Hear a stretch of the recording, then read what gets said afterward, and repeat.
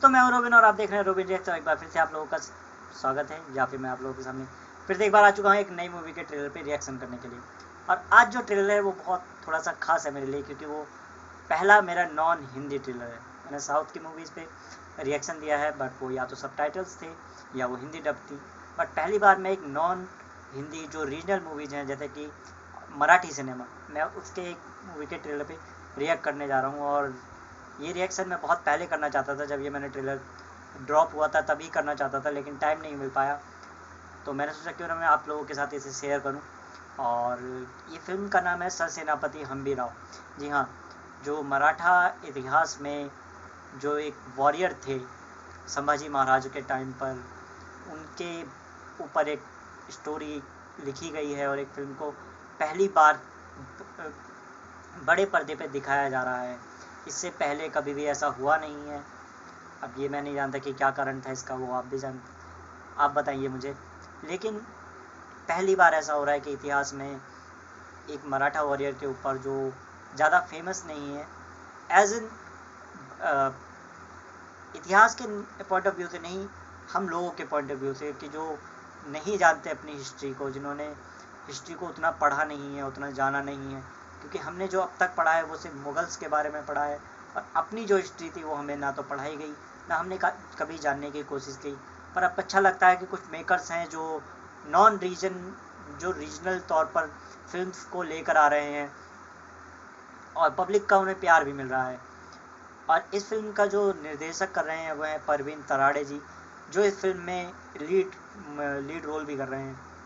तो चलिए शुरू करते हैं।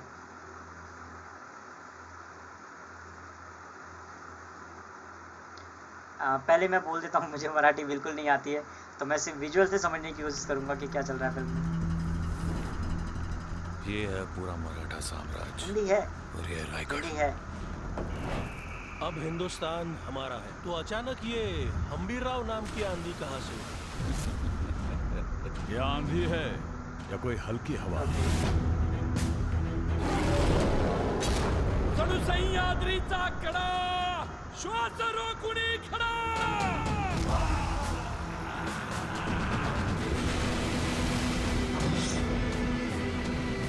परिस्थिती जेवढी बिकट, मराठा तेवढाच तिखट.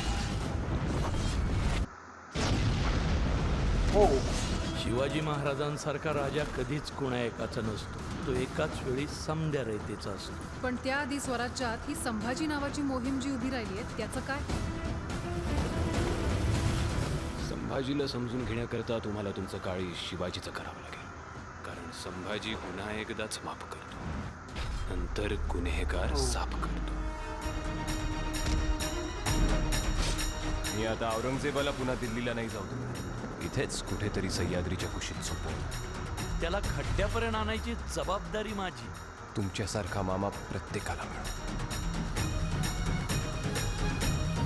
अरे युद्धात झालेल्या जखमेत कधी एक ना दागिना नाही, फक्त तो दागिना असा छातीवर पाहिजे, कुठंतरी पाठ ठेवू नये. एक असलो तरी लाखाची ताकद ठेवतो. छातीची चाळण कर, पण पाठीची गाळण नाही उदाहणार. एवढी अवघड मोहीम आखलीत खरी, पण खाचखळग्यांची जाणीव असावी. सरजा खान एक ऐसी ताकत है जो हमेशा आखिरी वक्त काम आती. त्या सरजा खानाकडे काय मन आग रोखणाऱ्या तोफ आहे, कारण मराठ्यांकडे आग रोखणाऱ्या नजरात.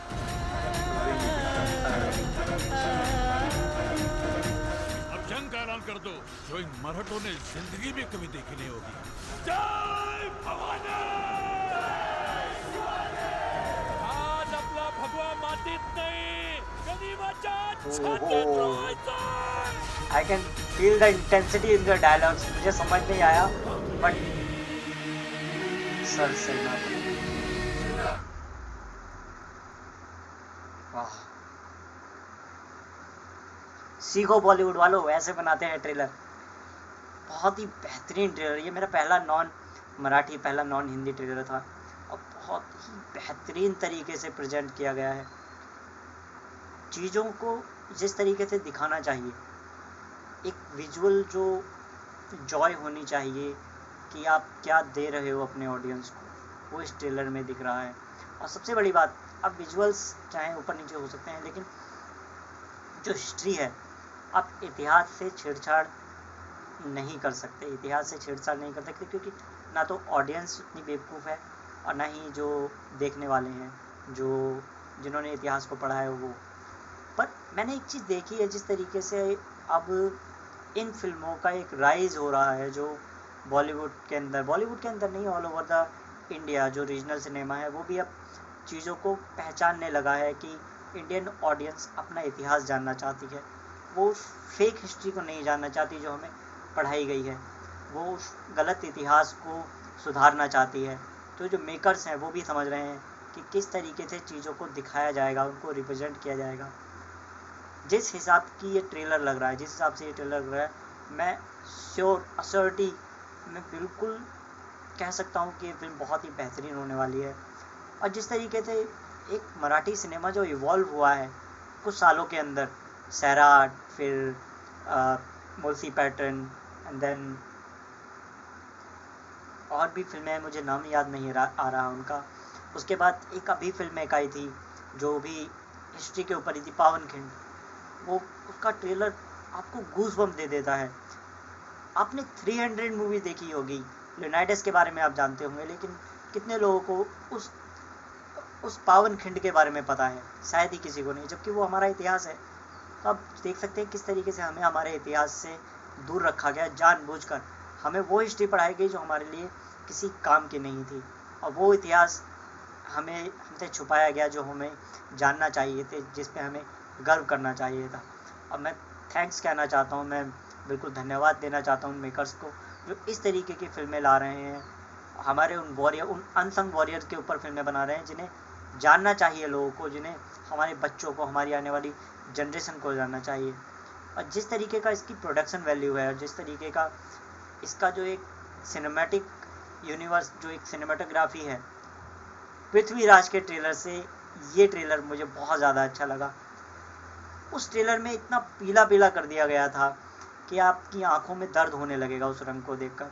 लेकिन यहाँ जो कलर पैलेट चुना गया है वो बहुत ही बेहतरीन है।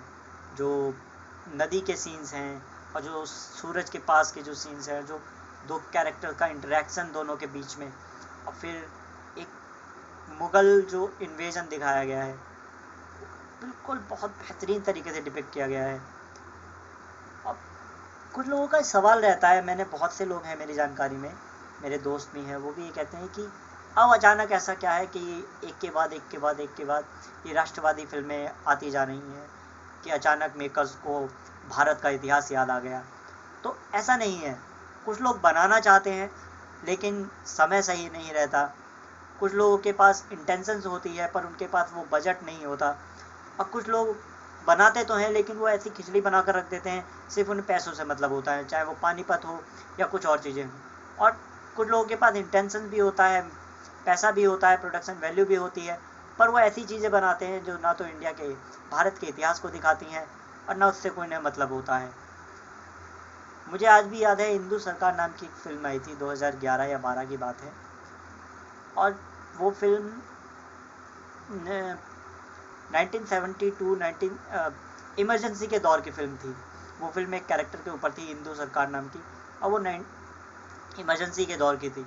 और उस फिल्म के ऊपर इतना बवाल मचा था उस वक्त कि उस फिल्म को कई बार रिलीज़ होने से रोका गया, उसके लिए पेटिशन डाली गई, सड़कों पर प्रदर्शन हुए। आप गूगल पे जाइए, आपको पता लग जाएगा कि किस तरीके से उस फिल्म को रोकने की कोशिश की गई, क्योंकि कुछ लोग थे, कुछ पार्टियां थी जो नहीं चाहती थी कि सच सामने बाहर आए। तो एक वक्त होता है, एक समय होता है हर चीज़ को सामने लाने का, और मेरे ख्याल से हर मेकर्स के पास जो आज ये फिल्म बना रहे हैं, उनके पास, उन्हें लगता है कि आज ये समय है कि हम वो फिल्म बना सकते हैं, ऑडियंस हमें सपोर्ट करेगी। और बेशक ऑडियंस से सपोर्ट मिल भी रहा है, क्योंकि भारत के लोग अब जानना चाहते हैं अपने इतिहास को, एक जो गौरवशाली इतिहास है, जो दबाया गया है, गलत तरीके से पढ़ाया गया है, हिस्ट्री में जो चीज़ें नहीं पढ़ाई गई, वो अब मेकर्स दिखाना चाहते हैं। और ये फिल्म पावनखिंड, सरसेनापति हमीब राव, फिर शेर शिवराज, एंड देन जो अजय देवगन की एक फिल्म आई थी तानाजी, वो हमारे इतिहास को दिखाती है कि अगर आपके पास एक अच्छा इंटेंशन है तो आपके पास इतनी कहानियां हैं कहने को, इतनी कहानियां हैं कि आपके पास वक्त नहीं रह जाएगा, लेकिन आपके पास कहानियां बहुत सारी हैं। और ये फिल्म मैं हैट्स ऑफ करता हूँ, मैं धन्यवाद करता हूँ इस फिल्म के मेकर्स को कि इस तरीके का अनसंग हीरोज़ के ऊपर फिल्म बनाने के लिए। और सबसे बड़ी बात इस फिल्म की मुझे ये लगी कि जो बैकग्राउंड बीजीएम, जो एक कोरस है और जो ढोल है, जिस तरीके का एक सिनेमैटिक आपको एक ट्रीट मिलने जा रहा है, वो देखने लायक होगा। तो मैं तो बहुत ज़्यादा एक्साइटेड हूँ इस फिल्म के लिए। आप मुझे ज़रूर बताएगा कि आपको ये ट्रेलर कैसा लगा और आपको क्या लगता है कि फिल्म किस तरीके से होने वाली है। आज के लिए बस इतना ही। मैं आपसे मिलता हूँ किसी और दिन किसी नए ट्रेलर के साथ। तब तक के लिए बाय।